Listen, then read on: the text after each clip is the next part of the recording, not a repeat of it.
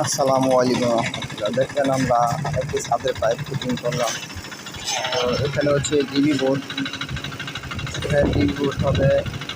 DB থেকে আপনার প্রতিটা রুমের ভিতরে একটি করে সার্কিটের জন্য একটি পাইপ, একটি এসির জন্য পাইপ, একটি ফ্রিজের জন্য সব আলাদা আলাদা পাইপ। দেখেন এখান থেকে এখানে একটি রুম আছে, এই রুমের জন্য একটি ডাইরেক্ট পাইপ দেওয়া হয়েছে। আবার এদের মাঝখানে যেটা সেটা একটা এসির জন্য কর্নারের রুমে একটা এসি আছে, সেই জন্য হচ্ছে। তারপরে আরেকটা দেখেন কর্নার রুমে সুইচবোর্ডের পাওয়ারের জন্য এখানে হয়েছে। এইভাবে করে এখানে চারটা দেখেন, চারটার ভিতরে এখানে দুটা রুম আছে। এই রুমের ভিতরে এসি লাইন এবং এই রুমের ভিতরে সুইচবোর্ডের পাওয়ার। এখানে একটা রুম আছে, এই রুমের লাইন